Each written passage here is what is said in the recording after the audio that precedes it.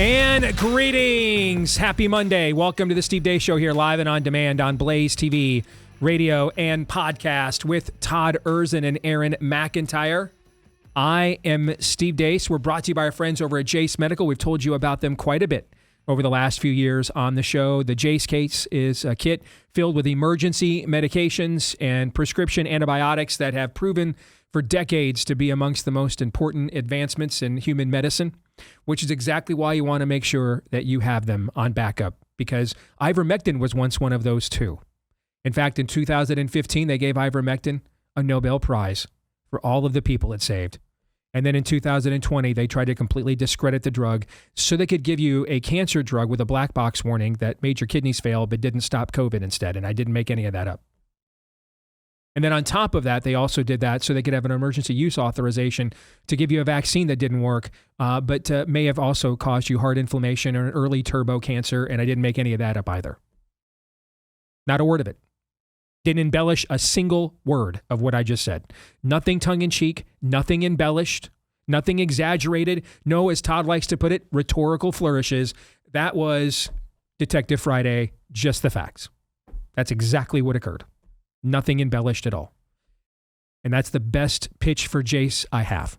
So get your case today, because you just never know when they might try to pull those zany demonic hijinks again. All right, go there today. And you can also prepare and examine and expand your options as well. Not just the basics, but if you've got medications you think for sure we cannot live without, particularly with elderly parents or grandparents, you can expand your emergency readiness even stronger right now. Enter promo code DACE at checkout for a discount on your order. That's promo code DEACE at JASE.com. And also make sure to join our mission here at The Blaze. Get a discounted subscription today so that you don't miss any of the exclusive content that we do for you here at Blaze Media. Use my last name, Deace, as your promo code to get $20 off when you subscribe at blazetv.com/Deace. blazetv.com/Deace. You'll also be able to get access to all the exclusive content that you've already missed that subscribers were getting all along. You can go back and watch a lot of that too. blazetv.com/Deace. $20 off with the promo code Deace comes out to just 26 cents a day, just $8 a month. You can't beat that. blazetv.com/Deace. Use the promo code Deace.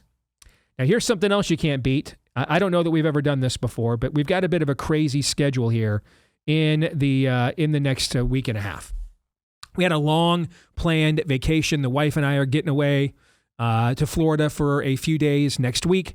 This has been planned for the entire year, but now some other things have come into play as well. Right after the show today, I am flying out to Phoenix. I'll be hosting the Charlie Kirk show tomorrow with Andrew Colvett, his outstanding producer. That's coming up tomorrow. Todd and Aaron, you guys are going to take over for me and pilot the ship, so you will all be in very, very good hands.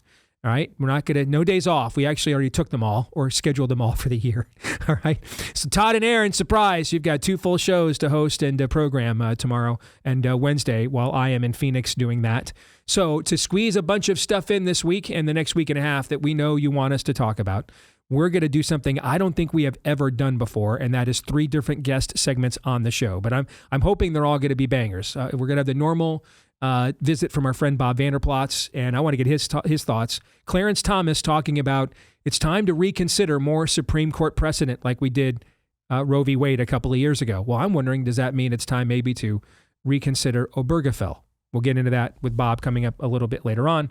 Del Bigtree of the Highwire is going to be here at the top of hour 2.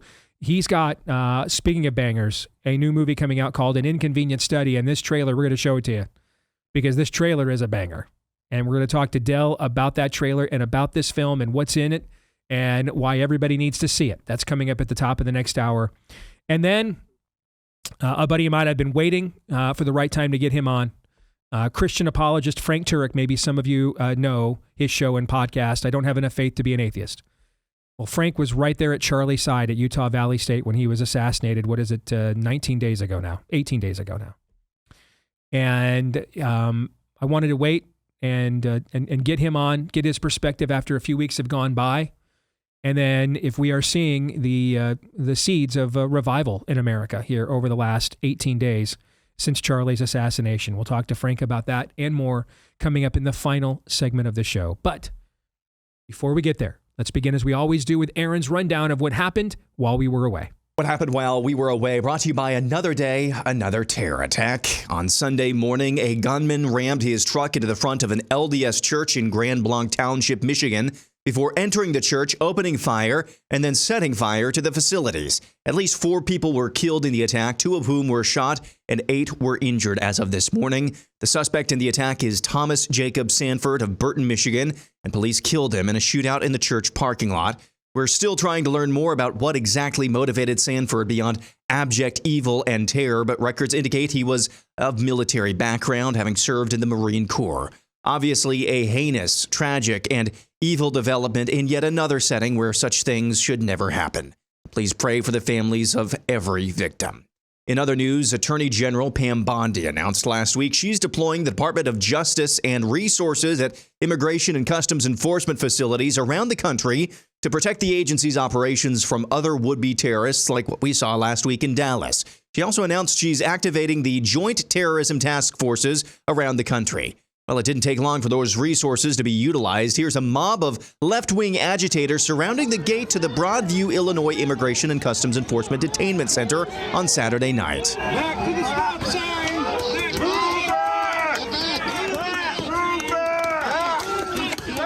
And the Department of Homeland Security announced Sunday morning multiple agitators had been arrested, multiple handguns recovered, and 1 potential explosive device recovered from that showdown in Illinois.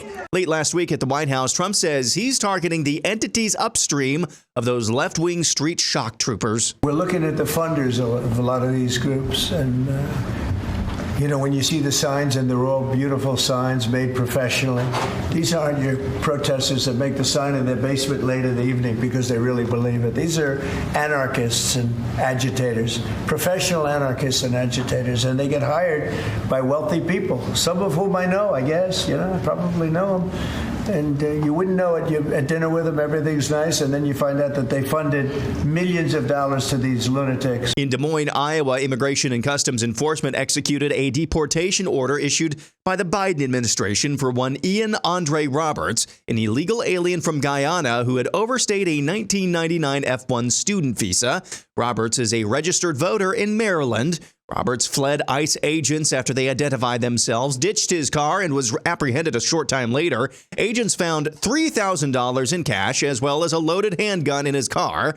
Roberts had boasted various academic bona fides on his CV and LinkedIn, like having multiple doctorates and master's degrees, despite no definitive records existing for such accomplishments. Oh, and how could I forget Ian Andre Roberts, the Guyanese illegal alien with dubious records, a registered voter in Maryland, arrested in Iowa with a loaded handgun and $3,000 in cash, was serving as the superintendent of the Des Moines Public School District and making around $300,000 a year off the taxpayer dimes, a position he'd held since 2023. I know what you're still asking. I know what you're still thinking. You're probably wondering, how could any school district in any state in the country get away with hiring an illegal alien to serve as their superintendent? Well, if you know the Des Moines Public School District, the question is, why did it take them till 2023 to hire an illegal alien as their superintendent? Des Moines Public School District Board Chair Jackie Norris, who, by the way, is the former chief of staff for First Lady Michelle Obama, addressed the detention of Roberts. It seems fitting to take a page out of Dr. Roberts' book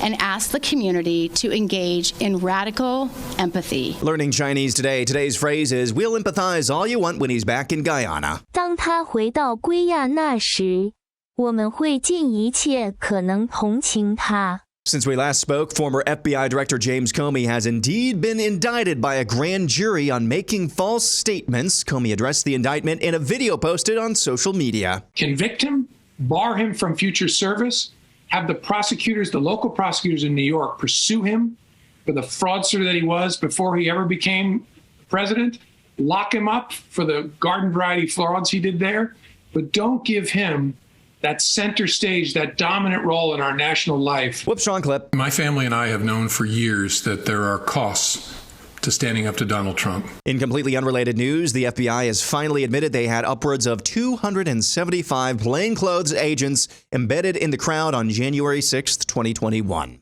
Sinclair Broadcasting announced it's ending its preemption of Jimmy Kimmel Live after it came to an agreement with ABC for the appointment of a network-wide ombudsman. We'll see where that goes. Quick note from across the pond. Here's UK Prime Minister Keir Starmer, who's very pleased, thank you very much, to announce the mark of the beast.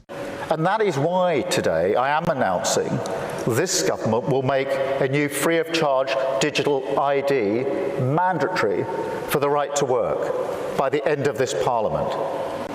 Let me spell that out. You will not be able to work in the United Kingdom if you do not have digital ID. Starmer says this new digital ID thing is the only way his nation can combat illegal immigration. And finally, also since we last spoke live, we lost another giant of the faith. Voddie Baucham went home to be with his Lord at the age of 56 after a medical emergency on Thursday.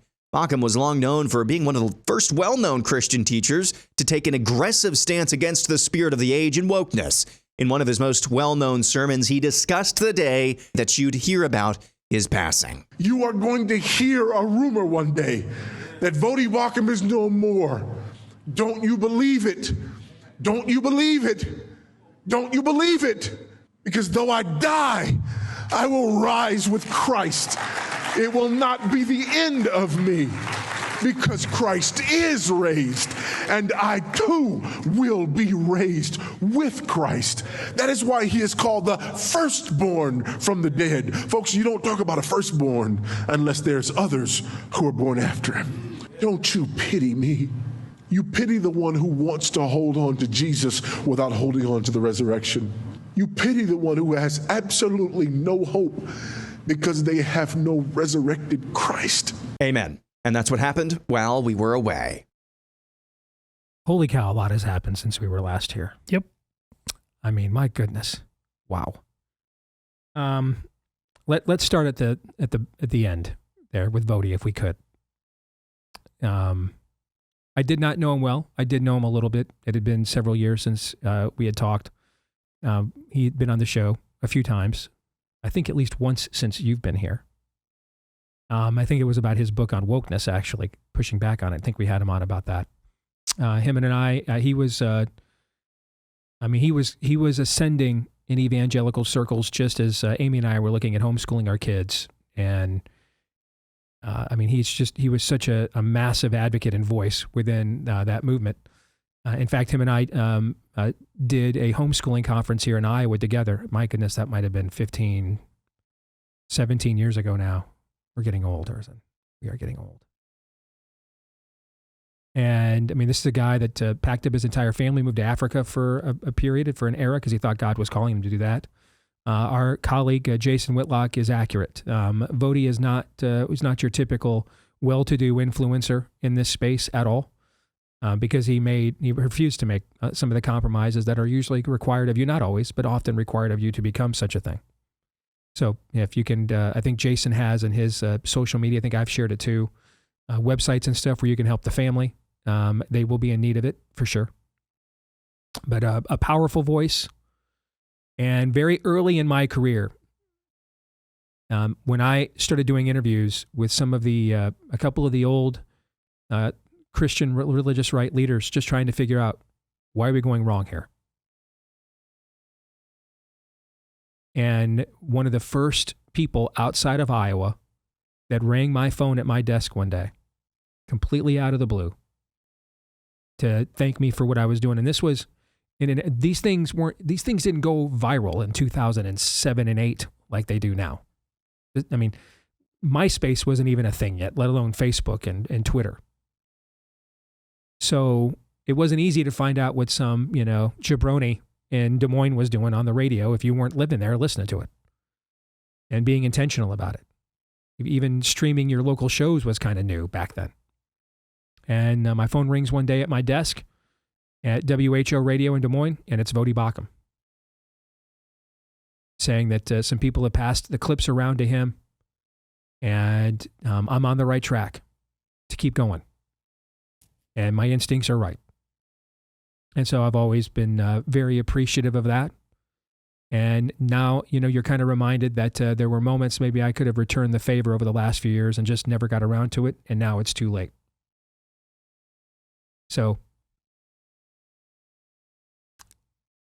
if today is a day that you need to send that kind of a note to somebody, don't hesitate.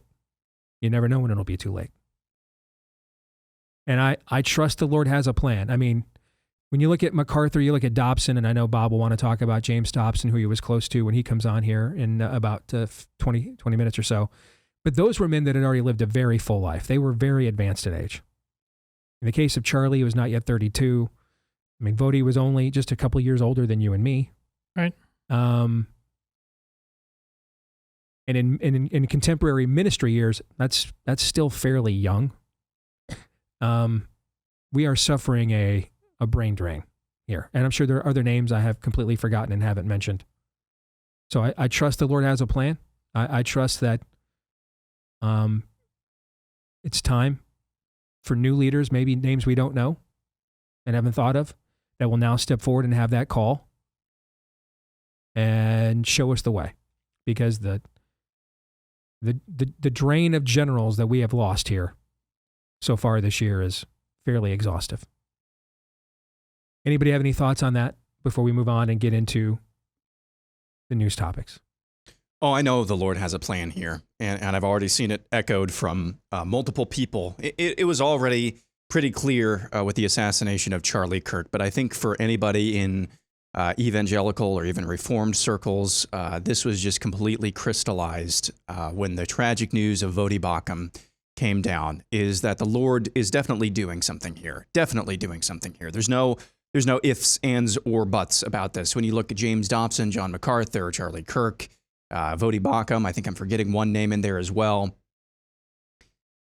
The message is pretty clear. It's time for every man, not just would-be new leaders. It's time for every man to stop dinking around.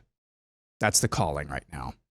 I'm absolutely sure of that. Mm-hmm. It's time for every man to stop dinking around. You got to crucify what you need to crucify in your flesh and become the type of leader and man.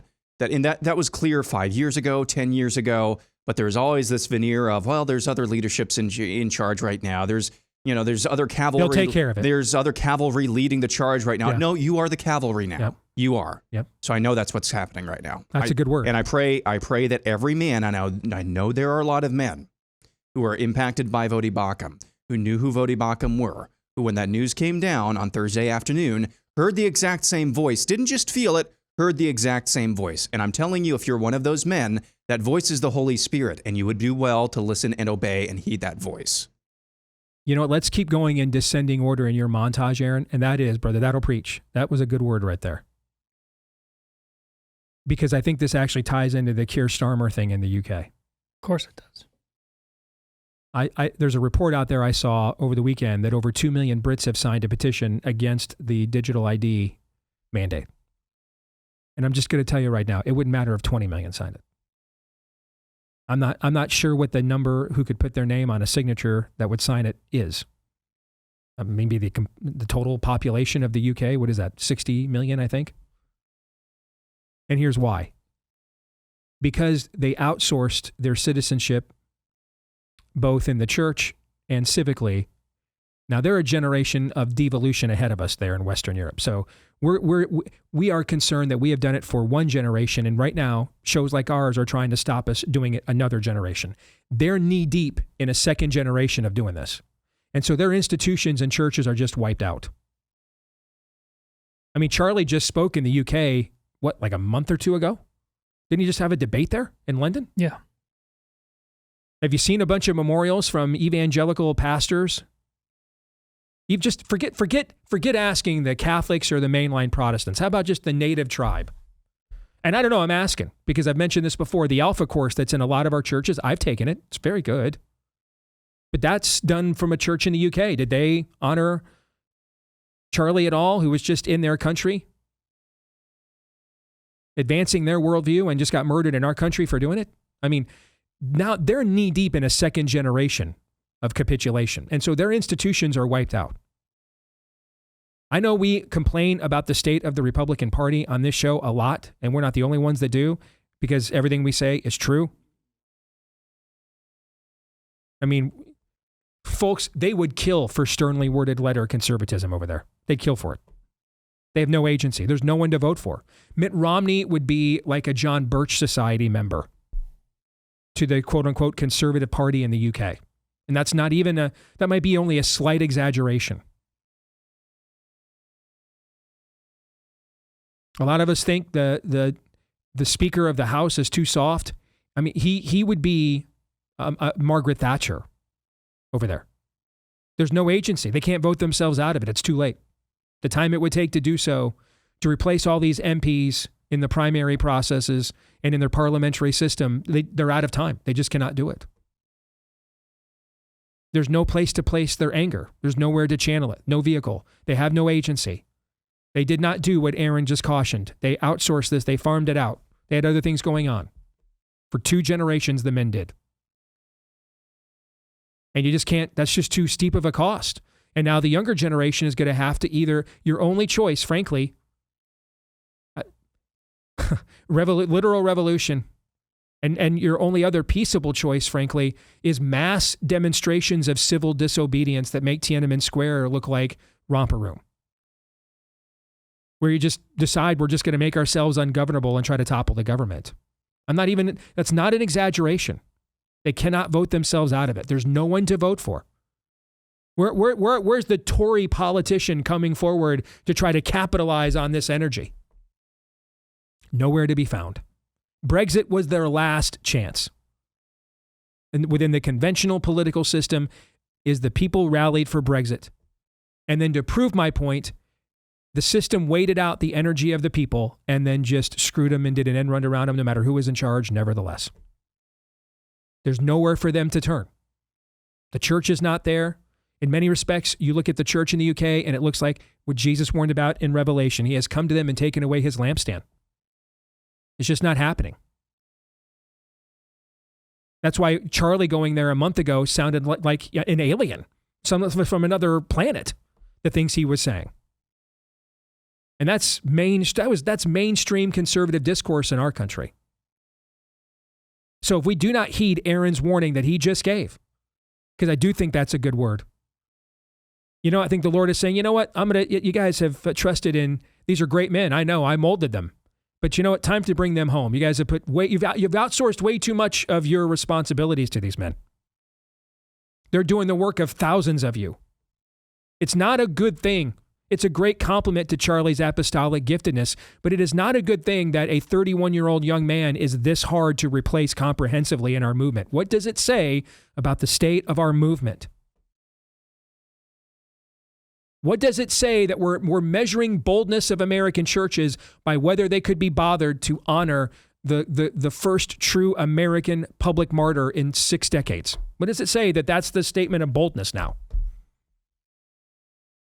What it says is, if we don't listen to what Aaron just warned us about, we're going to be the UK next. Out of agency, out of autonomy, there's nowhere to go but to engage in levels of radicalization that can absolutely just spin out of control if you're not careful. And it's either that or you're just done as a person. You're just done as an individual, as an individual with liberty and freedom. You're just done. Those are your options. Which is also now brings me to Comey. So I appreciate my old boss at the Washington Times, John Solomon, was on with Glenn Beck here, I think on Friday on The Blaze, noting that, hey, this is not political retribution. There's a lot of evidence and everything. That's all well and good. We're going to let the courts all determine that. Fair? I mean, I'm not going to be on the jury. I'm not going to be one of the witnesses. I'm not going to be one of the attorneys in the case of James Comey. So I don't really care. Here's what I do care about. I want to state for the record, I want to make sure I'm very clear on this. For the record, my full-throated affirmation of political retribution. I'm in favor of it. Hear, hear. All in favor? Aye. I'm good. Aye. Because here's the thing. If we don't have some political retribution, we're going to have the UK kind of conversations here in the not too distant future. Maybe after the very next election we lose, in fact. Might be just right after that. Oh, Eric Swalwell this morning. Did you see what he's saying this morning? I did not. He's promising that this morning. Well, there you go. Just overtly. There you go. So I'm in favor of it. We have to create a mutually assured destruction deterrent. You cannot use the system like this, or we will now use it against you similarly. If we do, because here's the thing, we don't have the infrastructure to do this in the kinds of fashion that would make us all feel better about ourselves because of the current state of the Republican Party. And the best we can get is sternly lettered worded Sternly worded letter conservatism. That's the best we can do. By the way, for those of you that were in the overtime, I should mention, I did get a response back from my old boss and my buddy Ted Cruz. I didn't find it all that inspiring, frankly. And if you were on the overtime about a week and a half ago, you know what I'm referring to. So I did invite Ted to come on. Have not heard back. And if you think what Oron McIntyre was saying on this show goes too far a few days ago, then tell me what your alternative is. I'm listening. I'm listening. Tell me what it is then. I would like to know what it is. Because I don't see many other alternatives that don't put me in the awful position of bestowing upon Noah, my son, and you, yours, having to do the kind of dirty work that is just a complete societal and movement-wide fail. So, therefore, I want to register. It's great you've got evidence, because I would like to see him go to prison. That's great you've got evidence. Cool. Hope it's great. Make sure to release the transcripts of the deposition so we can all have fun with them, okay? That all notwithstanding, though, I just want to go on the record. Totally in favor of political retribution. James Comey practiced a coup against the American people in Trump's first term. So I'm completely in favor of it. In fact, we're going to need to see probably a lot more of it to balance the scales here, to restore our agency here. Thoughts on that before I move on? I don't Actually, know. No, we're up against the clock, so we'll let you guys have the last word. You might be kind of hard on them. I mean, other than that, our infrastructure is pretty good. I mean, it's not as if in red state Iowa, our largest school district is being run by an illegal immigrant. And oh, by the way, I'm greatly confident in that the men are absolutely going to step up and protest the fact that Super Bowl halftime show is going to be a cross-chasing leftist this year as well. So I'm just, every place else though, Steve, we're on solid footing. Yeah, I heard John Solomon's analysis in another venue as well, and I thought it was sound. I thought it was really smart. Would expect nothing less from him, and this is not an affront to him or anything, because he's a smart dude. It's just I'm totally down with. Can we get some sort of accountability, actually? Now that Eric Swalwell is out this morning and threatening private citizens this morning with lawfare, can we have some sort of final accountability for Kiss Kiss Bang Bang or Fang Fang, whatever her name is, the Chinese spy? Did he ever actually get held accountable for that on any level? So no. Maybe he might have also received a sternly worded letter. Yeah. We're stringing some good days together at the Department of Justice. Can we all admit to that? We're stringing some good days together. The JTTF, the Joint Terrorism Task Forces, that's a big deal. Okay, to combat left-wing terror and to protect ICE agents. Can we string another day together? Because I think Eric Swalwell is a ripe target. After that montage, honestly, my next order of business when I go home is to start digging my bomb shelter. It's that bad. But here's the thing. Most of America has no idea any of that's really happening. I know. We are going to be England. We want to. We don't really care. We have no standards for anything other than various versions of masturbation. That's it. And then I saw over the weekend on X, some people thought that they did have time, though, to discuss Trinitarian doctrinal differences with the LDS Church as they're pulling little dead bodies of little babies out of that church in there in Michigan. And you have to understand, the forces that did this to this church, they don't understand any of those doctrinal differences, and they just see us all as the same. So, to quote one of the most famous quotes of founding father Benjamin Franklin, we will all hang together, or we will hang separately.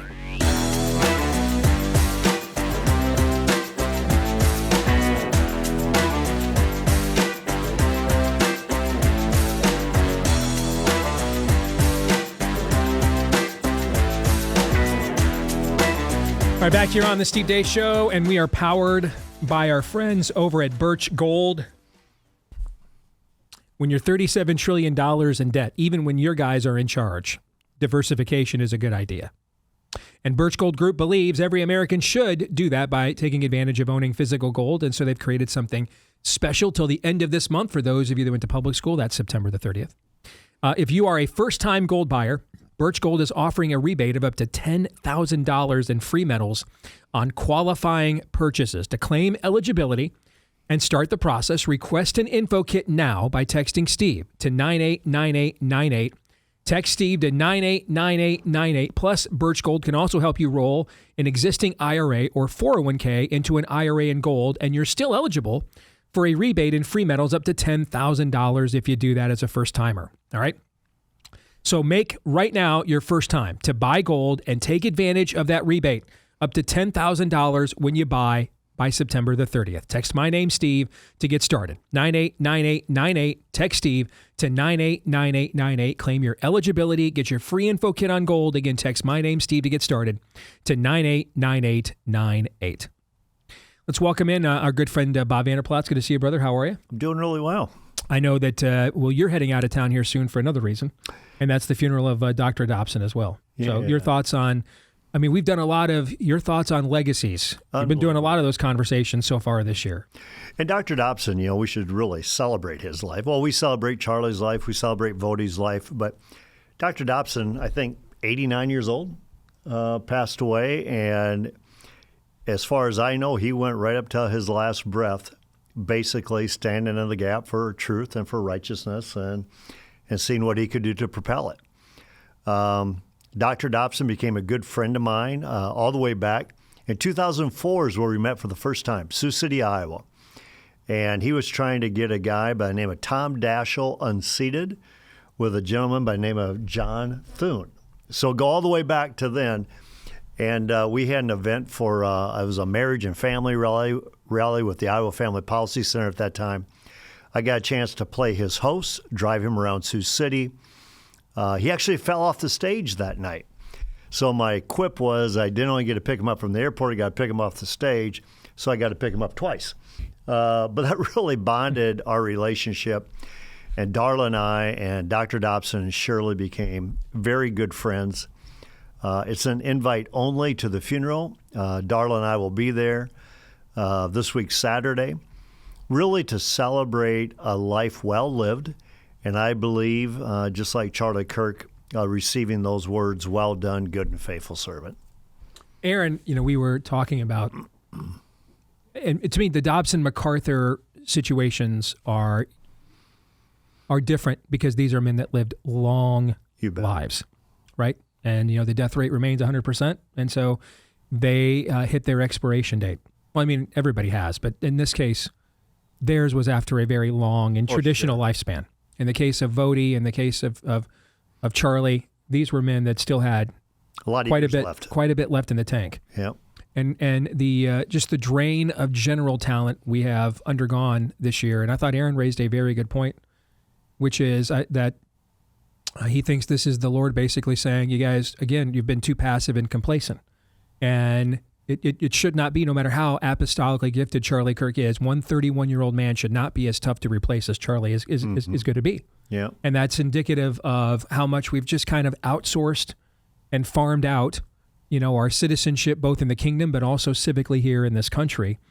And that it is time now for people on an individual basis now to, to take the talents they have given, that they were given by the master, and do something with them, rather than just kind of waiting for, well, these guys will handle it. Well, these guys will say it. These guys will do it. I thought Aaron's take on that was very profound. What do you think? Oh, it's very good in regards to we've all been given life for such a time as this. We just talked about that again at the Family Leader, and we talked about the dash. Everybody's got a date of birth. Everybody's got a date of death. But the dash is what separates the date of birth and date of death. And it's not how long you get to live. So like Dr. Dobson, almost 90 years old, right? Or for Charlie Kirk, only 31 years old. It is the impact of the dash. Did you make it count? And I would say with both cases, and Charlie Kirk and Dr. Dobson and John MacArthur and Voddie, they made it count. And so that's a challenge to all of us. But I believe it's also God waking us up or shaking us up and saying, some of your spiritual leaders, your heads, your officers, what are you going to do now? Is it time to wake up in that hopefully, as one person said, the death of Charlie Kirk should spur another 10 million Charlie Kirks of going, I'm going to stand in the gap now. The death of a Dr. Dobson should spur people like me and you and others on to say, how can we take that mantle and carry it forward? And what I just said to Chuck Hurley, and your audience may not know Chuck, but Chuck's been with me for a long time, vice president. And I just said to him, gray hair is really, really regarded and respected in our profession because that's a sign of wisdom. Scripture talks about it as a sign of wisdom. And when you're going around these blocks, you need wisdom today. So what are you doing to speak into the legacy that God's given you, to your children, to your grandchildren, and by and large, the larger culture? All right, let's talk about one of the biggest stories in the country because it's right here in our backyard right now. It is. And we had, with everything going on, we didn't have time to even get to it during the opening of the show. All right. And so Ian Roberts, superintendent of the Des Moines School District, little trivia fun fact, the first foray I ever had into mobilizing my show for activism was to actually get the first black member of the Des Moines School Board elected. Jonathan Narcisse, the late Jonathan Narcisse, my great friend. And so I've got a little history with this body, although it's turned over quite a bit. But it's turned over quite a bit in terms of names, but not archetypes. Jackie Norris, Michelle Obama's former chief of staff, is an archetype of exactly what we were up against when we were trying to get Jonathan on the school board way back in the day. And a lot of people are asking, how is it possible? Criminal alien, criminal record, had a deportation order since 2024. He is registered to vote in Maryland. My guess is there's maybe if I had to guess, what do you guys think the odds are that he voted in the state of Maryland? He's going to show up in the voter file there. What do you think the odds are? High. I think they're pretty high. Probably off the board. Probably so high you couldn't place a bet on that in Vegas, I would guess, right? Okay. And so people are wondering, I don't know if you guys are getting these texts. I'm getting these kind of texts from friends of mine all over the country. How is it possible that no one knew about this? And I think there's a simple question or simple answer to this. It's just very discomforting. They did not want to know. They didn't want to know any of this. There was no need to look for any of this. He had all the other credentials. Yes. Not Spelled to mention DEI. Yes, that's it. And not to mention, he fits the overall mission, which is replacing you. The goal is to replace you. That's what's going on here. This is an attempt to replace one culture with another. They're out of waiting for you to vote the right way. And so just in case you won't, they'll just replace you. And so therefore, the qualifications of what you're looking for are totally different in such an operation than they would be if you were, say, a meritocracy. And so since this is about replacement in DEI, they looked at all the various backgrounds and qualifications they needed to look for what they wanted in that particular position. And he checked all the boxes. And the stuff that traditionally was supposed to check boxes to get a position like that is not what they're looking for anymore. And that's just indicative of, again, this is the kind of stuff, I say it a lot, but you really can't share a culture with stuff like this. You can't. And Steve, for someone who is in the public school system, I served as a public school teacher and a public school, high school principal, and hired a lot of people, and there's always background checks, right? Mm-hmm. And you got to believe 101 is the dude a citizen of the United States or not a citizen of the United States? I found it interesting today that the State Board of Education just decertified him, took his certificate away to practice in public education because they just came to the realization he's not a U.S. citizen. In order to hold an Iowa certificate to teach, you need to be a U.S. citizen. And there's a lot of people, including the current governor candidate on the Democrat side, Rob Sand, saying, don't have everybody rush to judgment on this. There's a lot of facts that aren't there yet. I mean, how much more facts do you need that, as you said, in May of 24, under the Biden administration, he's listed as an illegal alien. He needs to suffer consequences. Nothing happens. And all of a sudden he gets notified, and all of a sudden they find his car. He fled his car, a loaded gun, a knife, $3,000 in cash. I got to believe, I'm going to steal the title of your movie, but there's something nefarious going on here, right? Yeah, it's called a replacement. That is what is going on. All right, we are replacing you and those with your worldview with people. And here's the thing, they don't have enough. This is why they need to bring in illegals, guys. I know when you see who gets signed up for the Super Bowl halftime show, or you see the rosters of the professors at these universities, I know it seems as if they have some like overwhelming advantage in volume. They don't. They are very strategically placed, but they don't have the volume of people they don't have. That's even after a generation of weaponizing, taking over, coercing, and then weaponizing our institutions against us. They don't have the population base just to instantly put in. There's not enough Karens. That's what illegal immigration is about. All right. There's an economic component, but the cultural component is they need numbers to vote their way. They need numbers to take these positions. It's about replacing you. That's what this has all been about. That's what taking 20 million people in the last few years, that's what it was about. And I love how the Trump administration came out and said, no one's above the law. And that used to be a Democrat talking point. Remember when they were raiding Mar-a-Lago? Mm-hmm. And where they're, the false accusations against the president. Now you got a guy who's actually, he's not a U.S. citizen. And he's being the superintendent of the largest school district in the state of Iowa. So I think, hats off to President Trump, his administration, Kristi Noem, Holman, the others, whoever's in charge of this, of saying, listen, we're going to send a message. And for all these protesters, the 500 or whatever it is, I was even told in Sioux City, Iowa, and other places across the state of Iowa, there are people protesting, for accountability. Right. And to me, that means we win, you lose. How about Jackie Norris using the term radical empathy? By the way, I want to congratulate Ali Stuckey's producer today. You've got a de facto day off. I mean, that is like a direct challenge of Ali's book, Toxic Empathy. I mean, I'm pretty confident I know what Ali will be talking about later today here on Blaze TV. All right. But that terminology, using radical empathy for this guy as if he is the victim here. Yeah. Let me do a commercial for your book, Toxic Empathy. Yes. You were going to say something, Todd? Go ahead. Well, we've talked a lot about we can't let our American cities, leftist American cities, as much as we want to laugh about them, go. In the name of America, sure. Right here in Red State, this is why this is not only an opportunity, but quite frankly, I think an obligation. I think there needs to be an emergency declaration that is constitutionally allowed to take over this district and to do, as your friend, one of his favorite great lines, Jonathan Narsa, say forensic audit of this entire district and show everybody how dark it gets. I have teacher friends in this district. They said, whoa, Nelly, you don't even know the half of it. Let's all find out. That's exactly. The legislature ought to say no funding for this district at all until a forensic audit has been conducted. 100%. And you know who should be calling out for the forensic audit? Is the state auditor who's running for governor, and his name's Rob Sand. Yeah. And it's also, I love it, Todd, I didn't even think about that, but just as Trump is saying, listen, you're allowing Portland to go to heck in a handbasket, we're going to take over Portland. We're going to take over Washington, D.C. Chicago, we're coming.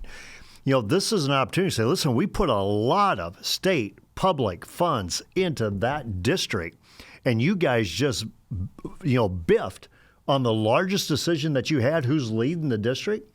We're coming in, we're taking over, there's a forensic audit. We're going to get back to academic excellence, education and learning, and not social engineering and hiring people who aren't supposed to be here. I love the idea. Legislators are calling out, there has to be something done here. And maybe I'll give you and I know a few legislators. We could probably maybe give something like that a little bit of a nudge, I'm guessing. Yeah, we also know Governor Reynolds pretty well. I think we give her a nudge as well. I think she'd like to do this. All right. Last thing, because I saw you share this too. I saw this caught your eye. We got about 3 minutes here. Supreme Court Justice Clarence Thomas saying that the Dobbs decision should not be a one-off. The court in mass should be looking at the same thing with the decision that overturned Chevron. All right. There should be more of looking at some long-established precedents and act like they are ironclad and cannot be challenged.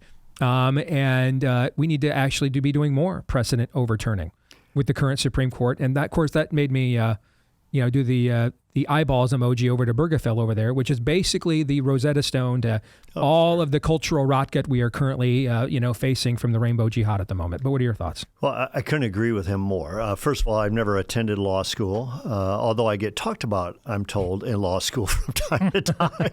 I've never attended law school, but to me, as the precedent should be the Constitution. Mm-hmm. And That's how you know you didn't attend a law school, because they're not taught that in They're law not school. taught that at all. As a matter of fact, they're not taught about separation of powers. They're taught that they make the law, they execute the law. The court determines its own jurisdiction. They're in charge. And quite frankly, it's not just the liberal justices that embrace that view. It's a lot of conservative justices that embrace that view as well. We're in charge. And which branch of government wouldn't like to declare that we're in charge? So for me, for a Supreme Court justice like Clarence Thomas saying, listen, we need to take a look at all this precedent stuff, because what's the precedent based off of? Is it based off just 5 justices of a 9-person court saying that gave us precedent? Now we need to rule. I've got a feeling isn't just a song anymore. It's a legal doctrine. Yeah, I'm hooked on a feeling. And the hooked on a feeling is I'm in charge. And so I think you're right, Steve, whether it be Obergefell, but there's so many cases that need to be looked at this way. Kelo, New London, and Plyler versus Doe, which is what opened the door to all the illegal immigration problems that we just got done discussing a minute ago. Yeah. So all these law schools that produced all these lawyers. Kelo, New London is what opened the door to taking your land for, private development. Yes. Well, there's so much of it. I mean, and so what we argued back in 2010, and when we ousted those 3 Supreme Court justices, that well, you may disagree, you might agree with them on the institution of marriage, like it should be same-sex or should be something else. What about when they come after your private property? What about when they come after your gun rights? What about they come the way you educate your children or your children in general? And all that stuff's opened up, and we're saying, oh, that's all happening. No, I applaud Clarence Thomas for saying this. We need to take a look at all precedents. Enjoy your trip. I know it's going to be a sad occasion, but to me, this is a life very well lived and a long life with a tremendous legacy at that. It'll be Dr. Dobson. I really look forward to it. It'll be a great time of praise and worship and being there for the family. All right, good to see you. Good to see you. All right, Todd and Aaron, you guys have any thoughts? I just agree with Bob about Kim Reynolds probably doesn't need too much prodding. I mean, this is the end of her tenure. Now, what a way to go out. Reforming education not only for the state of Iowa, but as a gold standard for the rest of the country. What an opportunity. Yep. Amen. And I think at the same time, Rob Sand, our state auditor, this is a great opportunity if you're wanting to kind of take the mantle as the Republican frontrunner. We still don't know totally who that is. This would be a great opportunity to absolutely hold his feet to the fire. He likes to say he's saving the state money. He likes to say he's the most aggressive auditor. Well, here's your opportunity, Rob Sand. You're an equal opportunity offender. Amen to that. Hour 2 is next. Del Bigtree is going to lead us off with a banger trailer for his new movie. Stay tuned.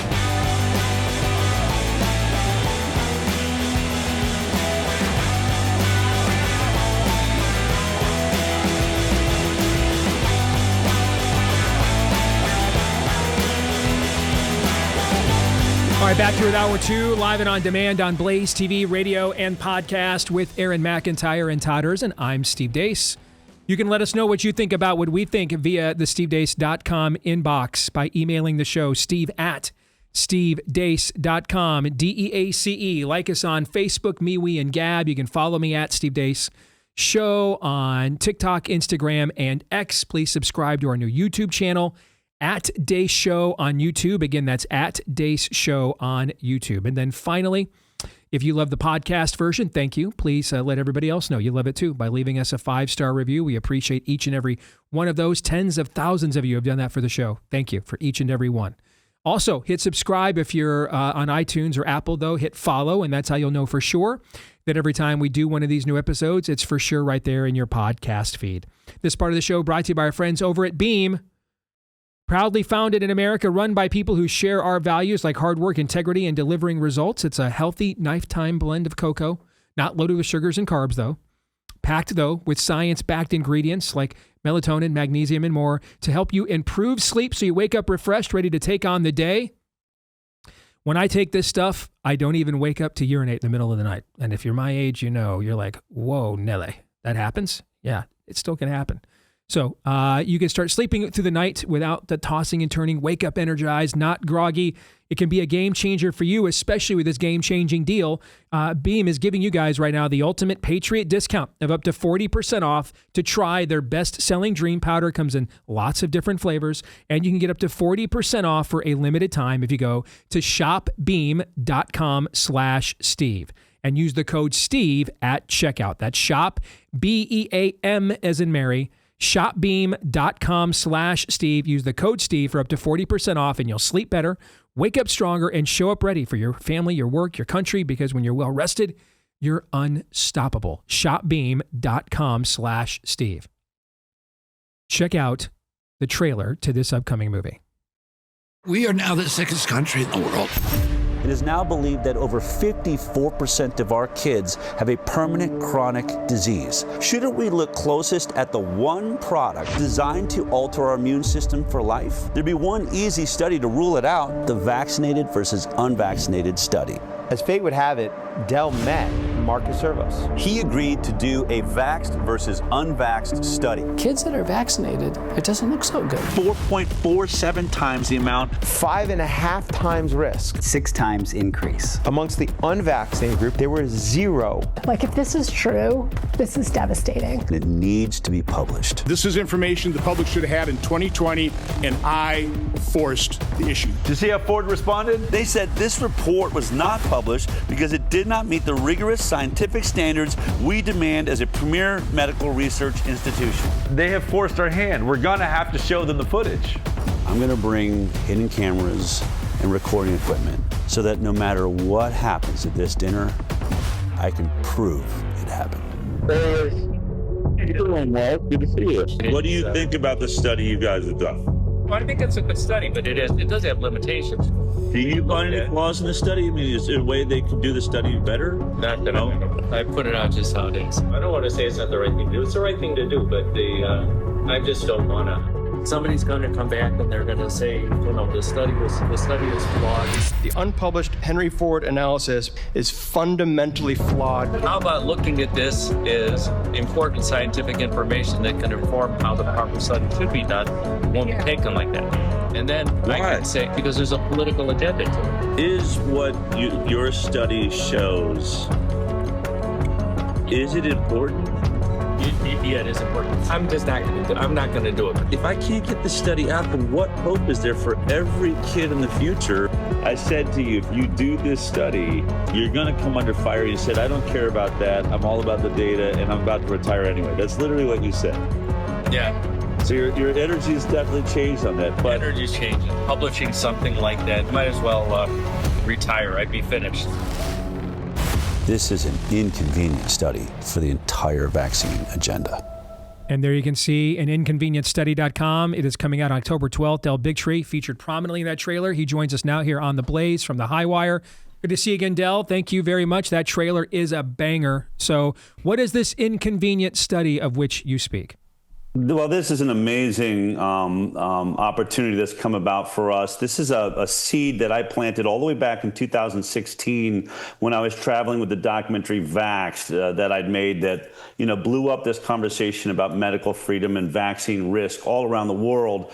I was introduced to Dr. Marcus Servos as the head of infectious disease at Henry Ford Health System in Detroit. He was at the center of the Flint, Michigan water expose, was a huge scientist in that. He also was one of the lead heads of the Moderna trials at Ford. So this is a pro-vaccine scientist, pro-vaccine institution.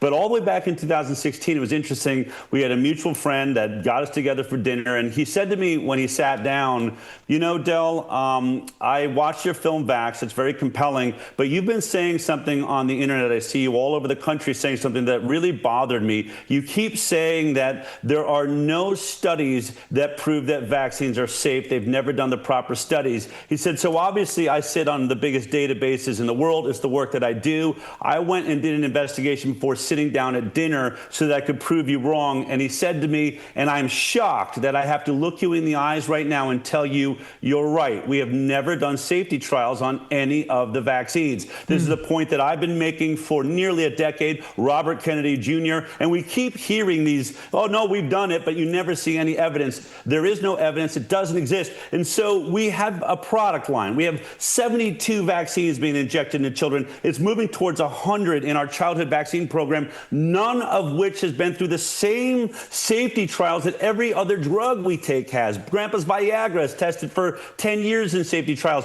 but not vaccines. No placebo group, never happened. So how do we know if they're safe? How do we know if all of these people that are lining up talking about the vaccine injuries to their children, to themselves, whether or not they're being caused by the vaccines, there's only one way to do it. It's a vaccinated versus completely unvaccinated study. That's what I challenged Dr. Marcus Zervos to at that dinner. I said, look, if you want to prove me wrong, why don't you go to your database and compare your vaccinated in your database to your unvaccinated? Well, by 2020, after, I think hounding him long enough, he finally did it and then has refused to publish it because the results are so damning. And I want to make this clear. This is about the 7th or 8th study like it, the biggest of its kind. Up until this point, it's been small groups. You've got Brian Hooker has done some great studies, the Mawson studies, but they always say, well, they were anti-vaxxers anyway. This is the first time we've seen a study like this done by a pro-vaccine institution, a pro-vaccine scientist that was doing it to prove us wrong and came out with the same results we keep seeing. And I'll just, finish by saying this. When you compare vaccinated to unvaccinated, it's the only way to determine if vaccines are making us healthier. We should see them healthier. Less autism, less ADD, ADHD,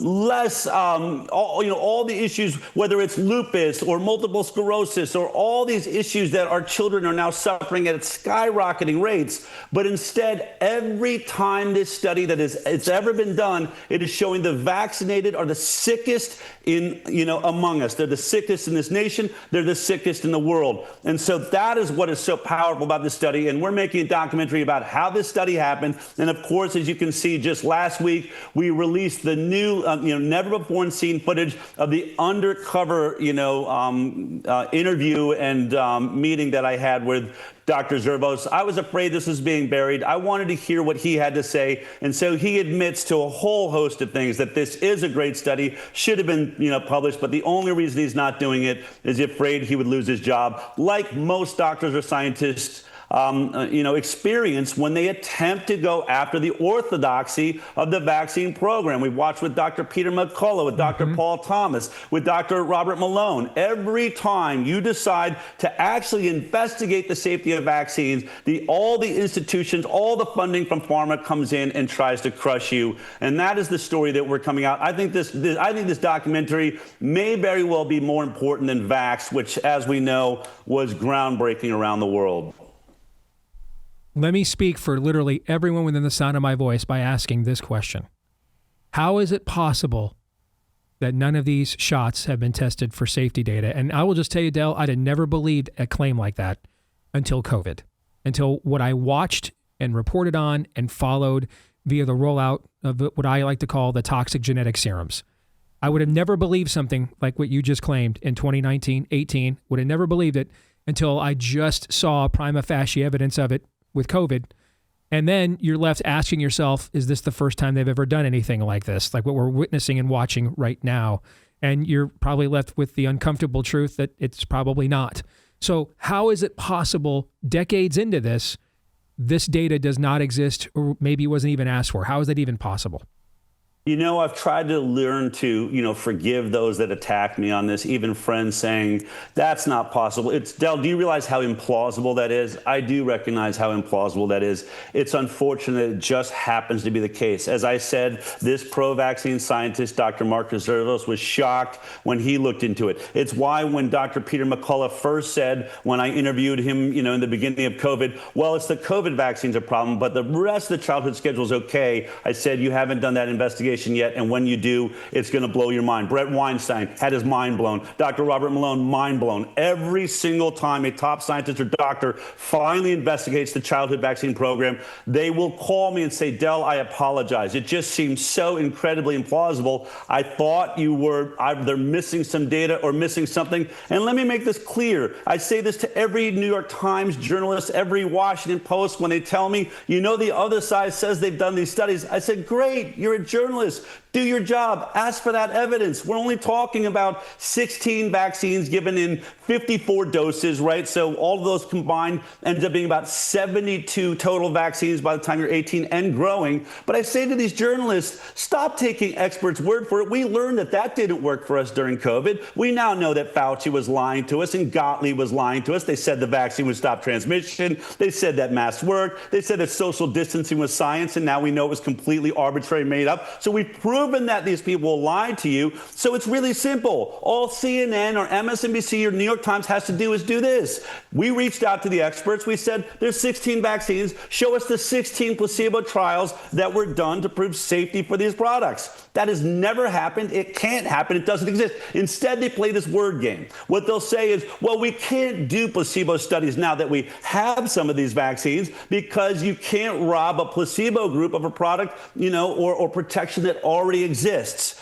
But what they failed to finish in that conversation is that even when, for instance, Prevnar 13 was tested against Prevnar 7, the original vaccine, and what they want you to believe is that, well, Prevnar 7 established safety against placebo, but we don't do placebos anymore because now we have Prevnar 7 and now we're moving on to Prevnar 13. But we have sued. My nonprofit sued and won more lawsuits against government health agencies than any nonprofit in history. We've demanded the evidence. What I can tell you is Prevnar 7 was never tested against a saline placebo. Neither was the polio vaccines. I mean, it goes all the way back. It has never happened. There is no safety profile. For everyone that's trying to understand what I'm talking about, every product, we learned this in high school, every product has to be proven to be perfectly safe. So they tested against a placebo. When it's an injectable product, that placebo is a saline injection, meaning a product that has no effect on the human body. Both groups get injected. We track them for 5 to 10 years, which is how most drugs are done. And it's called a double-blind placebo trial because both the scientists are blinded and the people that are in the study. So no one knows what they're getting. And then we see at the end, we ask questions. Who has more cancer? Who has more? Did your genes mutate in any way? Do you have diabetes? Did you get multiple sclerosis, ADD, ADHD, autism? All of these things that are parents' questions right now. And if the vaccine proves to have the same amount of issues as the saline placebo group, then you say it's safe. But if you never have that comparative group, which is how all these studies have been done, and usually they're only a few days to weeks long,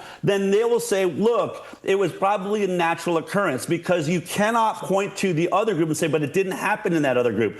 They're skipping this part of it. And let me give you an example of how egregious this is. The hepatitis B vaccine that's given to day 1 old babies right now, I have parents call me all the time. They're calling Child Protective Services because we're trying to leave the hospital right after our baby's been born, but we don't want the hepatitis B vaccine. That hepatitis B vaccine was only tested for either 4 days or 5 days, depending on which version you're using, no placebo group. I'm not making this up. And it was like 147 children in the entire study that decides the fate of this vaccine for your babies. And now you can't get out of a hospital. Of course, this is now under review by the new ACIP committee. Rightfully so. I believe that this vaccine is going to finally be pulled only after decades of injecting our babies with a sexually transmitted disease. I mean, to me, this is like a sick ritual, or in many ways, it's why I call this the biggest religion in the world. They have their own original sin. You are diseased as a baby. You're not born in the image and likeness of God. You are born in disease, and we must inject you with a sexually transmitted disease on the first day of your being on this earth in order to comply with the rest of us. And so, hello, welcome to the earth. Here comes your first breath, and now comes your first sexually transmitted disease. Well, that is the beginning of this program that is clearly now, in all the science we're looking at, making our children sicker and sicker and sicker. Robert Kennedy Jr. just announced that chronic disease in our population in America is now 76.4% of our people. That is the greatest decline in human health that has ever been recorded. So I looked at just some cursory kind of data, the kind of work I often did during COVID. And to me, I think if we're going to have a healthcare system, Del, where we're not individuals anymore, and Bob Seger's feel like a number is now prophecy, and we're just all guidelines now, all right? And we're just all an epidemiological construct. We're just en masse utilitarians. Then I think the system, if that's how it's going to treat us, I think it should be judged thusly. It should be judged by the same standard of care it is giving us. And so I looked at things like life expectancy. And what I found in 1900 is the life expectancy in America was about 47 and a half years old. In 1985, it had increased to 73.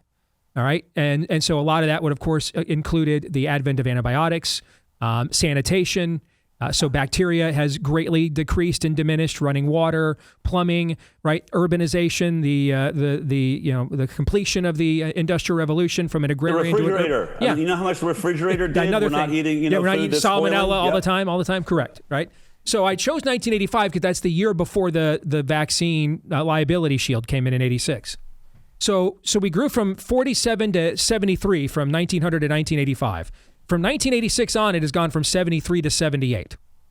And so to me, before we even get to questions like, do vaccines cause autism, you just ask yourself, the amount of risk you're asking me to take on the front end of life to add, at best, 4 years onto the back end of life when quality of life is at the absolute lowest typically. Why would I take, because I can't sue if something goes wrong. So as the consumer, I'm accruing all the 100% of the risk is on me that for maybe just a few years of added life at the end, these shots would collectively work given the limited increase in life expectancy since 86. So then I looked at the front end. I looked at childhood morbidity.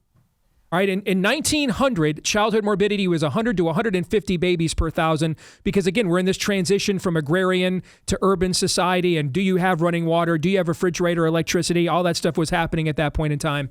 All right, in 1985, it diminished to about 10 to 12 children per 1,000 died, childhood morbidity. The current number is 6.3. So the same trend line applies. There's a massive decrease.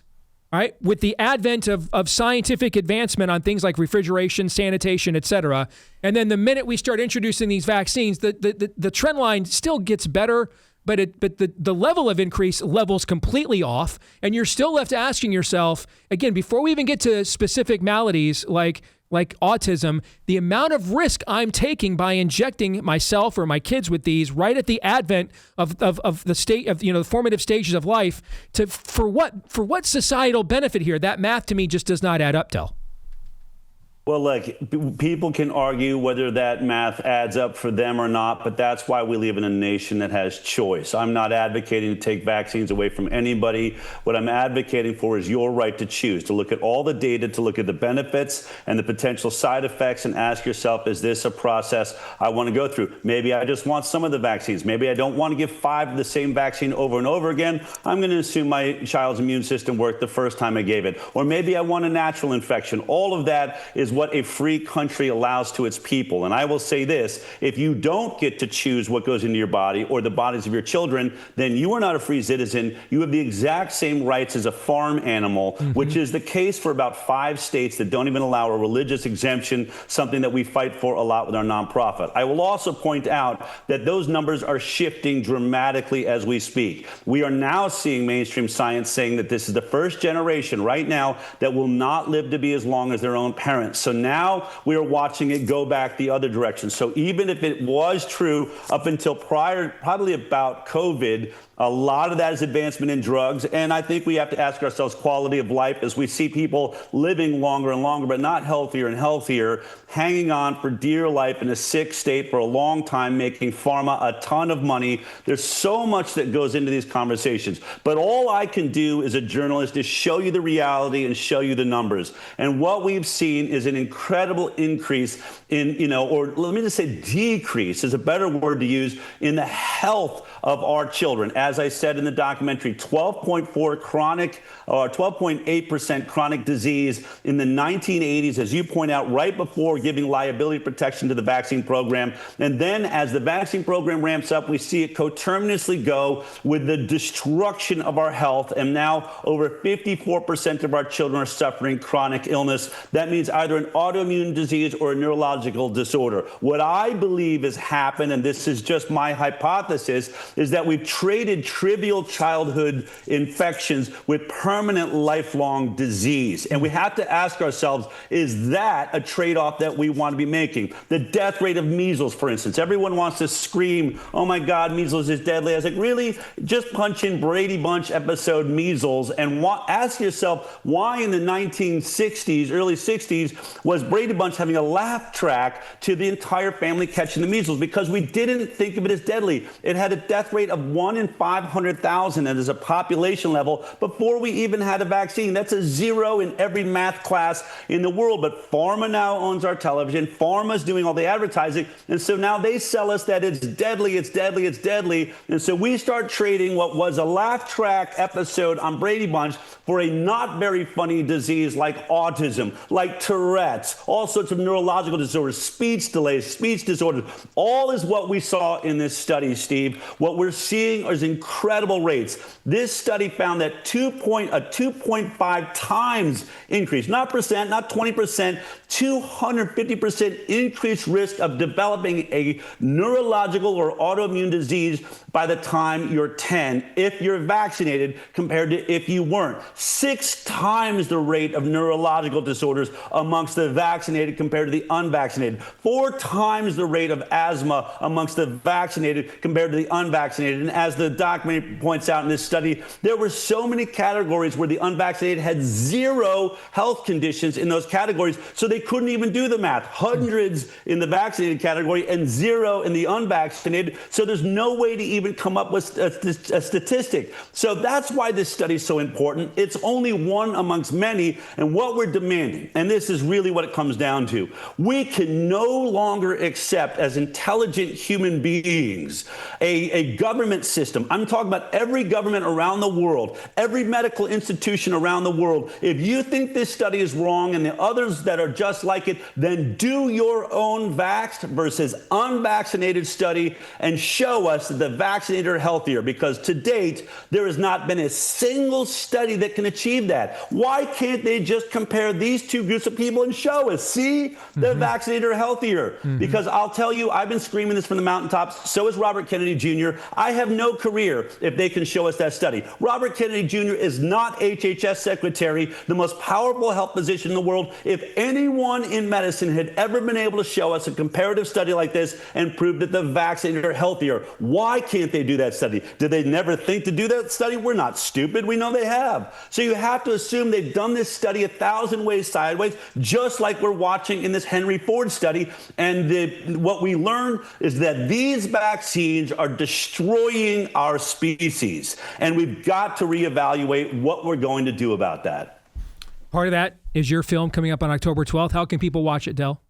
Look, it's going to be really easy. We're excited to announce that we're going to be screening on October 12th at the Malibu Film Festival. People that maybe even want to be in the theater for that historic moment, just sign up at aninconvenientstudy.com. Also sign up there. We're going to make it free to the world. We're not here to make money. This is done by our nonprofit. We hope that, you guys and Blaze and all of the great podcasters will share this study far and wide. This is a movement by the people. It's the movement that put Robert Kennedy Jr. in that place. I was his director of communications. I'm reaching out the same way I did for him. We need this study to be seen by the world. This documentary is, it's entertaining, it's terrifying, it's informative. So October 12th is going to be available for the whole world. But right now, the trailer is free. You can download it, make your own, show everyone you know. This study, I think, changes everything.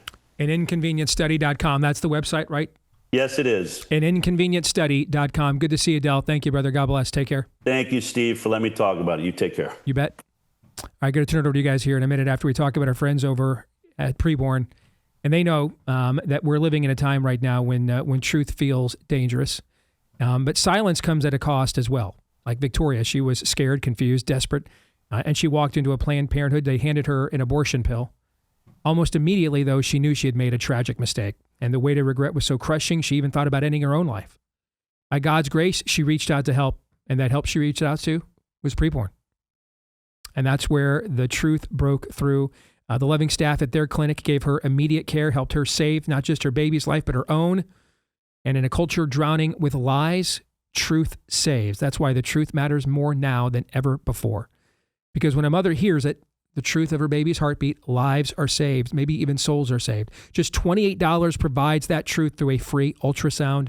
That's your chance to make a difference that echoes into eternity. You to answer that call? Well, you can pick up your phone, dial pound 250, say the keyword baby, and do it right now.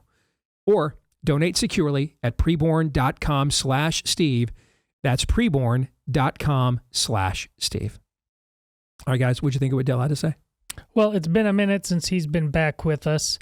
But I think, folks, if that's your first exposure to Del, you understand why when Steve came to me after COVID and said, give me a list of names, who do I need to know? Who do I need to start listening to get up to speed on this? First one was Del Bigtree. 4 years ago, he came in, spoke at a conference. I broke bread with him, had some drinks. He's the real deal. He's a real guy. I mean, he bleeds this stuff. And by God's grace, one day, a president of the United States is going to put the Presidential Medal of Freedom around his neck because he is truly one of the great, genuine scientific believers that this nation has ever produced. There's so many frauds in that industry that have, as he said, they're creating entirely false religions out of their so-called objectivity. We owe Del Bigtree a great debt of gratitude for being as persistent as he has for as long as he has. You know, when I talked about earlier in the show that the passing on into the arms of the Savior of numerous giants of the faith was a clarion call to any individual, especially the men, to stop dinking around and to step up, to be the cavalry. That means crucifying the flesh and also crucifying the trajectory that you thought your life was on. And it's in this country still, even to this day, so many individuals out there have so many opportunities to do amazing things, to give their life, to give their own lives meaning and purpose, the way that the world defines it, to give their lives some sort of, to give themselves a title, to give themselves a trajectory, to give themselves all of this and that. But maybe God is calling you to put that aside. Did you see what was on the desk behind Del Bigtree? It was an Emmy trophy. This guy was very successful in his previous life, but he put that all behind because he saw the truth and he saw what he could do. And then he did what he has done for years and years and years now, which is to speak the truth to power, really.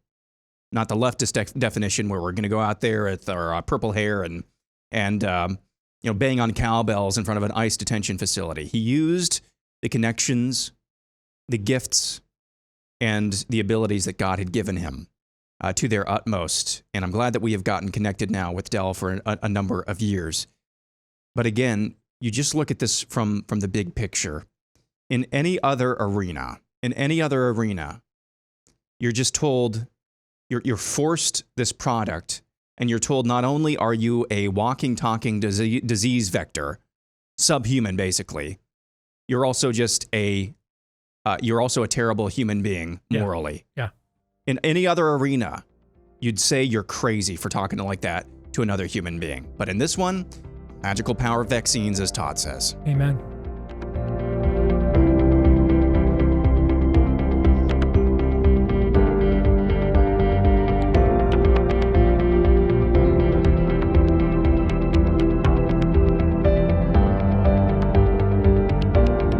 Moxie Pest Services, they're celebrating their silver anniversary, a quarter of a century. They have been in the business nationwide. Why? Because they know the little things matter quite a bit and add up quite a bit. That's why they check in with their techs every single day to make sure, first of all, you're getting best practices when it comes to getting the pest out of your home or your business, but then also to make sure that their techs aren't the pest. Right? Don't give them the garage code to get in your house while you're gone for the day, and then they just leave that door wide open so anyone could have come in. Or they forgot to cover their feet, so they're tracking all through the house. You know exactly where they were or where they weren't, right? Those are the things, the little touches that make a big difference and why Moxie's been around for 25 years and probably going to be around a lot longer. And it's also why they're offering you right now a special offer. If you want to try them for the very first time around the country, $25 is all it will cost for your very first pest control service from Moxie. Just $25 to honor their silver anniversary. All right. And you get that if you go to moxieservices.com/Steve and use the promo code Steve, MOXIE. That's how they spell it, just like the word, moxieservices.com/Steve. Use the promo code Steve to get $25 for your first service. You can't beat that. moxieservices.com/Steve using the promo code Steve. Dr. Frank Turek joins us now. I know a lot of you are going to know him from his show in ministry, I Don't Have Enough Faith to Be an Atheist, and more. And he was also with Charlie at his side at Prove Me Wrong there at Utah Valley State 18 days ago when Charlie was martyred. And it's good to have Frank here with us on the show, brother. How you doing? How you been? Steve, I feel the prayers. A lot of people have been praying. Thank you for that. And I got to say that when I spoke to Charlie about you after the Freedom Night that you did not long ago, and then after the event that we were both at in August in California, he just said you were a 10 of 10, Steve. No. You just hit it out of the park. And those are his words. I said, how was Steve? He said, 10 of 10. I appreciate that. Thank you very much. And we were just in the last year, especially getting to know each other pretty well. And I loved him. I adored him. The list of Theo nerds who have an unhealthy obsession with college football simultaneously is a very short one. Him and I were on it. Not sure how much longer that list was. And I would have definitely gotten a text from him Saturday night after an Oregon win of that magnitude on the road there in a whiteout condition like that. And I'm going to go out to Phoenix tonight after the show and to do his show tomorrow. And it still, I mean, it still seems surreal. I mean, we had a little town here in Iowa called Pella, God's country, did a celebration, a memorial for Charlie last night. We had over 300 people come to that, just in small town Iowa even, and it still seems surreal, Frank. And you were there. Take us, people I'm sure have seen the viral clips of you talking to Sean Hannity and a couple of others about this, but just reflect on what it's meant to you this moment, and then how the whole world and the whole country has responded to it. Yeah, well, I tell the story in a little over an hour on our YouTube channel, the Cross-Examine YouTube channel. It's called The Greatness of Charlie Kirk, an eyewitness account of his life and martyrdom. I was there because Charlie and I, over the summer, well, about 5 years ago, he reached out to me because I do a lot of college events as well and have been answering questions on college campuses for about 20 years based on our book, I Don't Have Enough Faith to Be an Atheist. And so Charlie wanted me to help him with some of his answers regarding the evidence for Christianity. And so about 5 years ago, he reached out, and we've been fast friends ever since. And he and I have been together 4 times over the summer for a day or two each, trying to, I was just drilling him on questions and trying to refine answers. And I learned a lot from him as well. It's hard to mentor somebody smarter than you, but not when you have the humility of Charlie Kirk. The few things I knew that he didn't, he wanted to know. And so we were together the past 2 days prior to the September 10th. And he said, hey, why don't you just come with me to the first event? So I went with him to the first event. And as I mentioned, driving in, we had some drone footage. There were thousands of people there, Steve, an hour before the event even occurred. And from the drone footage, I said to him, Charlie, I don't like this place. There's too many buildings. And he just kind of shrugged it off because he was brave and he knew he wanted to reach out to kids and try and help them know the truth about Jesus. And so I was standing about 25 feet off his right elbow with my cell phone. I was actually FaceTiming my son and daughter-in-law because they love Charlie too. And it was such a festive atmosphere. There were so many people and they were just chanting USA, USA. And then the question started and I'm just standing there. And then I hear the shot and I see Charlie go down. So I take a step toward him, but his security team was on him already. And when this investigation is done, Steve, you're going to see the security team did everything they were supposed to do. In any event, Charlie was like a son to me. So Steve, I thought to myself, if I'm ever with Charlie and somebody takes a shot at him, what am I going to do? Because I worried about this. Mm-hmm. And in fact, 6 months ago, I texted him after somebody got shot. I said, Charlie, I hope you've upped your security. And he said, I have. I know they want me dead. Mm. And I don't know who they was. Somebody on the left, I suppose. He didn't have a specific they. But anyway, what would I do? And I made it a vow to myself that if I was there, I would do anything I could to save him. He was like a son to me. So I just ran with the security team and got in the back of that car, back of that SUV. And I tell the whole story in this video. The short answer is, I was looking at him, but he wasn't looking at me. He was looking straight past me into eternity. He was already with Jesus, Steve. But yet we tried everything I was giving him CPR. The security team was trying to stop the bleeding and doing whatever we could to try and save him, but he was already gone. And it does seem surreal. People ask me, am I having nightmares? No, I'm not having nightmares. The nightmare is when I wake up, that this is actually real. But as you know, whenever evil occurs, God always sends ripples forward of good. And I think we're seeing we're not seeing a ripple, Steve. We're seeing a tsunami of good coming from this. And if Charlie were here today, and Steve, you and I would both ask him, we were to say, hey, Charlie, would you give up your life to save millions of people into the kingdom? The only hesitation he would have would be for Erica and the kids. Yep. But he would go, yeah, of course I would. That's why I'm living my life right now. To save millions of people, to make them disciples of Jesus, to make heaven crowded, as Erica put it. So, had Charlie not been killed, would this kind of revival take place? I don't know, but I know this is one good thing that's come from an absolute awful tragedy. I know you know your history as well, Frank, and I think it's a mark of history in any spiritual fight in a culture when the spirit of the age begins the martyrings. And that's usually the darkest point for God's people when they face that. But I think it also is indicative that the spirit of the age feels very cornered, that the kind of marketing, and it would prefer marketing, slickness, voluntary coercion, that you would just grab the monkey's paw on your own. You'd take the Faustian bargain, you'd take that on your own. And it starts the martyrings when it feels like its narrative is threatened on an existential level, and it can't maybe win with those tactics, those subversive tactics anymore. And so it's got to start a casualty count. And those are very dark times for God's people. But history also shows that for the darkness itself, the time for it is very limited when it starts playing that card. Frank, what are your thoughts on that? Yes, well, from the author of Nefarious himself, you know that Satan wants to silence the truth. He wants to go after people that are effective. And that's what's happening. But it always backfires. Someone put it, Steve, you would know the source, but when a tyrant is killed, that's the end of his reign. When a martyr is killed, that's the beginning of his reign.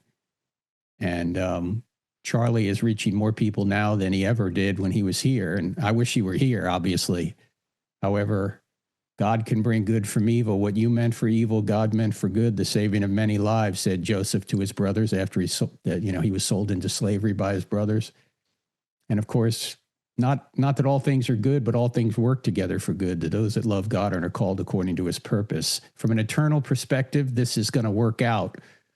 It's just that us remaining behind are hurting now, and we need to redouble our efforts to show people, while their hearts are tender, Steve, that Christianity is true. That's why I went through the 4 events I had scheduled right after Charlie's murder. I didn't know, obviously, this was going to happen, but we decided to go through with those 3 college events and 1 high school event because Charlie would want us to go through it, to do it, and Jesus would want us to do it, and now people's hearts are tender. So we're going to continue. I was supposed to go to Charlie to UC Berkeley on November 10th. We're still going. It's just going to be me and Rob Schneider now. The college tour is not ending. We're ramping it back up. And that's why we need people to pray. We need people to support us. We're not going to shrink back, as Erica said. We're going to make this bigger than ever. We were talking at the top of the show, Charlie, Voddie, Dr. Dobson, John MacArthur. These men lived your traditional long lifespan, but still the general drain in the church here this year has been significant. And our producer, Aaron, that you met when we got you connected to come on the show, I thought made a very profound point, Frank. And he said, it's almost as if the Lord is maybe saying, you guys have, again, too much passivity. You've been too willing to outsource this, too willing to farm this out. And, well, these guys are going to speak to that. And this guy's going to write the book, definitive book on that. And this guy's going to go there and stand up to it. And this guy's going to do that. And it's time now for each of us, individuals. We were all given a talent by the Master. And it's time now for all of us to cash in those chips and to do something with it, rather than just kind of going around our daily lives of marking time and stuff that has no eternal significance at all, while other guys go out there and do all the heavy lifting for us. And with those chess pieces now, we've lost a lot of queens off the chessboard. It is time for the pawns and the bishops and the rooks now to start doing the work that is necessary and for them. I thought that was very profound from Aaron earlier. No, exactly. Well, that's what Paul says in Ephesians 4. That the purpose of the church is to equip the saints to do ministry, not just the preachers, but the saints. We're all part of a royal priesthood, as Peter put it. We're supposed to use our talents for Christ everywhere. And Steve, I'm getting hundreds of emails from people saying, "What can I do? How can I contribute? How can I volunteer? How can I pray?" You don't have to change the whole world. You just need to change the world of people around you, the people that you can reach out to. Now their hearts are tender. Reach out to them, show them the truth of Jesus, and then get them involved in a church where they can be discipled. Start now. What's been the response on the college tour? What have you seen from people before we let you go? I've noticed I'm getting fewer skeptical objections, and I'm getting more people saying, how can I convince my skeptical friend to be a Christian? People want to do something now. They want to reach out to others. They want people to become Christians and disciples. Because look, as I said at the memorial, all the great things Charlie did not get him into heaven. He's not in heaven because he sacrificed himself for his Savior. He's in heaven because his Savior sacrificed himself for Charlie Kirk. Amen. And we need to get that message to everyone. It was out of obedience and love for what Christ had done for Charlie, did he do all those good things. And we now have to do some good things because we love Jesus and because we want to build the kingdom and because God gives us the dignity of causality. He allows us to change time and eternity by what we do here. So let's do it. Amen. How can people follow your outstanding work, Frank, if they want to do that? What do you suggest? We have a podcast called I Don't Have Enough Faith to Be an Atheist. We have our website is crossexamined.org, cross-examined with a D on the end of it, .org, and everything flows from that. The Cross-Examined YouTube channel, the Frank Turek Instagram page. We have a new book for kids called Milo's Mission. It's part of Brave Books. It teaches kids responsibility, and a lot more is coming out. But if they go to crossexamined.org, they'll see it there and look up the I Don't Have Enough Faith to Be an Atheist podcast. I'm going to give you a little heads up. We're going to be bugging you next year to do one of our long-form evergreen episode interviews, about 90 minutes. So I'm going to be making that call sometime in 2026. So try to clear a spot for us if you don't mind, all right? Love to do it, Steve. I would. All right. Thank you, Frank. Take care. God bless, brother. Thank you. God bless you. You bet. What do you guys think? I just piggyback on what he said there is if you are particularly a man, and that's who my comments were meant for earlier, but it goes for everyone, but particularly if you're a man, and in the midst of really just an incredible September, late August, September, where we have lost so many giants, and you feel that call on your life, you don't just feel it, but you know that call on your life, but you're still unsure, God, what would you have me do? Here's what you do. Concrete step you can do right this moment, actually. You can say a prayer and ask God to make that painfully obvious and clear to you what your next step is. That's what you can do right now. Because as Frank said, you don't have to change the world. What you are called to do, though, is as much as you possibly can change your world. I do believe if you make that your prayer every single day, God, show me how I can change my sphere of influence. Every single day, I just don't believe that the Holy Spirit is just going to ignore you. I just have to believe that it's going to... Or wait your turn. Yeah, wait your turn. Yeah. It's not your time yet. There's going to be opportunities for you. And by golly, if those opportunities prop up and you know, oh, is this the opportunity? The answer is yes. I'm not sure. Yeah, no, the answer is yes.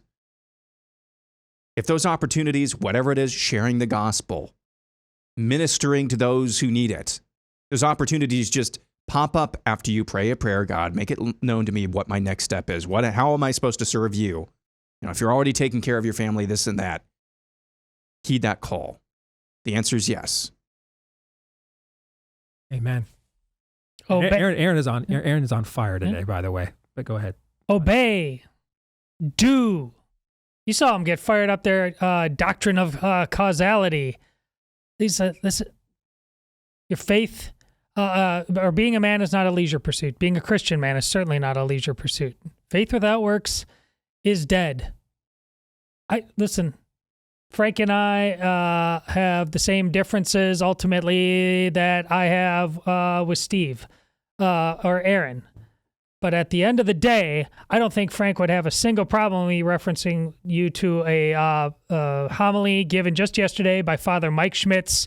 He's very well known in Catholic circles. He's the number one religion spirituality podcaster in the world. And people are sending it to me today because he basically does an entire 20-minute homily on the idol of comfort.